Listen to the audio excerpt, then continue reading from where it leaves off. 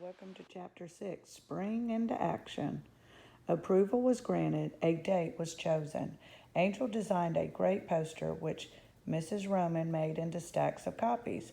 Things were falling into place. Harriet the hamster was still missing, but Miss Garcia was hopeful. She put out food before she left the science room each night. Let's read the flyer. Come one, come all to the Oak Tree Elementary Spring Fair extravaganza this Saturday, 12 to 3 p.m. Fun for all ages. An egg hunt, and a bunny hop, and a bake sale, and carnival games, and the petting zoo, and a funny hat parade. Only $5 for admission. Sounds like fun. So this continues from the other one. So she left the science room each night, and every morning the food was gone. So they all knew that Harriet was nearby. She's on a little vacation, Miss Garcia told the class. She'll be back when she's ready. After school, Amelia, Bedelia, and her friends headed into town to put up the posters and round up donations. Clay and Cliff were going to Pedal Pusher's gardening store to see if they could get some more props for the obstacle course. Dawn and Rose were headed to Crafty to see if they had any plastic eggs to donate for the egg hunt, and Candy was off to Toot Sweet Confections, hoping to get donated candy to fill the eggs. Cliff, Clay, Chip, and Teddy hit up the masquerade costume shop for extra bunny ears, cottontails, and unusual hats. Heather and Holly asked Pete of Pete's Diner if he'd like to donate some baked goods. Amelia Bedelia had left a message for Mrs. Hawthorne asking about baby animals for the petting zoo. Now she was waiting to hear back. As Amelia Bedelia stapled a poster to the big bulletin board outside the supermarket, she heard someone say, "A spring fair? How enchanting." Amelia Bedelia turned around. "Hi, Miss Larkin," she said. Amelia Bedelia and her friends had once helped save Miss Larkin's cat, Cinnamon. "I'll be there," said Miss Larkin. "Thanks," said Amelia Bedelia. Just then she remembered Mrs. Larkin's delicious pumpkin pies. "Would you like to contribute goodies for our bake sale?" she said brightly. "I'd be pleased as punch," said Mrs. Larkin. "I'll bake cupcakes." "Oh, thank you," said Amelia Bedelia. "I'll put you down for punch and cupcakes." Miss Larkin looked slightly confused as she wheeled her cart into the store. Amelia Bedelia waved, then headed off to put up more posters on the lampposts, electrical poles, and other likely places. The library, Perfect Pizza Parlor, Last Licks Ice Cream Shop, and Paw Palace Pet Store. When she passed the animal shelter a couple of blocks away, Amelia Bedelia decided to go in to hang a poster and say hello to Dr. Wiggins. Dr. Wiggins was a retired veterinarian who ran the shelter and helped Amelia Bedelia adopt her dog finally. The shelter was the noisiest place in town. When Amelia Bedelia pushed open the door, it was even louder than usual. "Arf, arf, arf, ruff, ruff, arf." "Hello, Miss Crabtree," she said to the receptionist. Miss Crabtree did not look up. Hello," Amelia Bedelia said louder this time. Miss Crabtree jumped. "Oh, Amelia Bedelia," she said. "Sorry, it's so noisy in here. I think I'm going to lose my marbles." "Don't worry," replied Amelia Bedelia. "You can get some more at the toy store." "Arf, arf, arf, arf, arf." Amelia Bedelia held up a poster, then pointed to the bulletin board. Miss Crabtree gave her a thumbs up.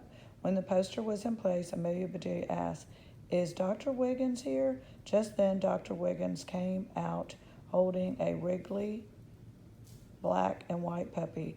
The barking began again. "Arf, arf, arf, arf, arf, arf." Dr. Wiggins handed the puppy to Miss Crabtree. She gestured to the door, and she and Amelia Bedelia headed outside. "It's nice to see you, Amelia Bedelia," Dr. Wiggins said. "Sorry about the noise. We have twice as many puppies as usual. We're swamped." Maybe you should call a plumber, said Amelia Bedelia. I did call for extra volunteers, said Dr. Wiggins. You are so devoted to your puppy, said Amelia Bedelia. Dr. Wiggins laughed. Dedication is my middle name. Is it? Asked Amelia Bedelia. Dr. Wiggins sighed. I'm worried about finding homes for all these puppies. Can you spread the word? I'm not sure how to do that, said Amelia Bedelia, but I can let everyone know. Great, said Dr. Wiggins. What do we have there? Amelia Bedelia handed her a flyer for the spring fair. What a wonderful idea, said Dr. Wiggins. I wish I could help, but I'm just too busy. I will stop by, though. After she said goodbye to Dr. Wiggins, Amelia Bedelia met her friends in front of the library. The afternoon was a success. The posters were all up. They had bunny ears, cottontails, funny hats, eggs to fill, and candy to fill them with. Pete was going to decorate donuts and lemonade. Mrs. Larkin was bringing cupcakes and punch. This is so exciting, said Clay. I expect that Miss Garcia will be beside herself when she finds out, said Cliff. That's impossible, said Amelia Bedelia, but she'll be really happy. When Amelia Bedelia got home, the telephone was ringing. She took off her backpack and set it on the floor. Oh, good, you're home, said her mother, handing her the phone. It's Mrs. Hawthorne. Hello, Amelia Bedelia said. Said Mrs. Hawthorne. It was utterly great to hear your voice on my answering machine. Thanks for calling back, Mrs. Hawthorne, said Amelia Bedelia. Miss Garcia had already filled in Mrs. Hawthorne about the broken incubator, so when Amelia Bedelia told her about the spring fair they were having to raise money for a new one, Mrs. Hawthorne was delighted to help out. Which animals would you like? Mrs. Hawthorne asked. I was thinking bunnies and duckies, said Amelia Bedelia. Sounds great, said Mrs. Hawthorne. There's just one catch.